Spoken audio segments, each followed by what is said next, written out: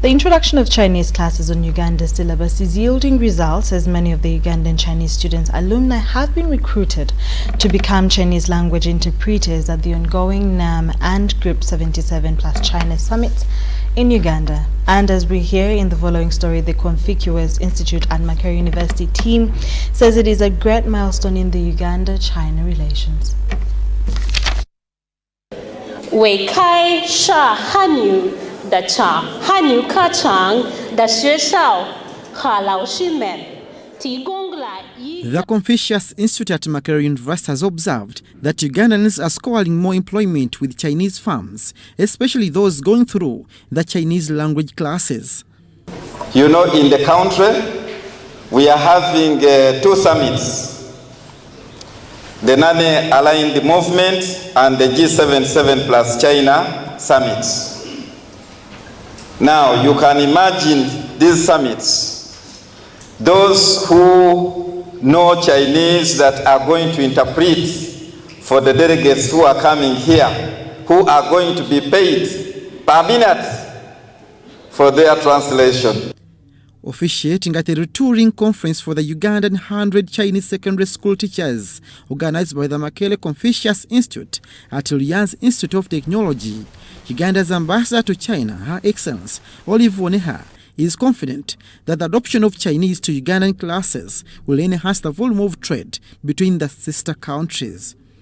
Here today we have quite a number of Chinese investors who are putting up factories, who are doing all sorts of businesses in our country.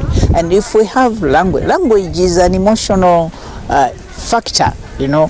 As soon as you speak the language, somebody connects easily with you when you are speaking his or her language. So teaching Chinese is fundamental actually.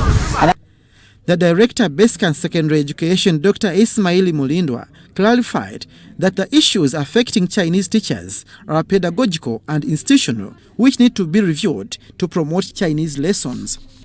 So what we are doing here now, those teachers who are already trained teachers, we are trying to talk to people here to see how we can effectively deploy them to schools where they're going to be useful. Rather than training them here, then we put them in schools where there's no what? Chinese.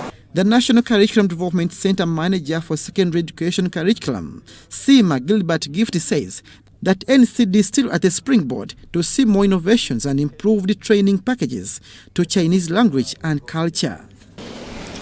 As we fill the gaps in the ecosystem, as we try to develop the textbooks that will not only look at the language but also integrate it with, there is someone who talked about comparative study, such that we have a comparative study of the Ugandan culture, the Chinese culture. The organizers of the symposium, Makerere Confucius Institute, says the meeting was organized to retool the Chinese teachers to teach the Chinese lessons better.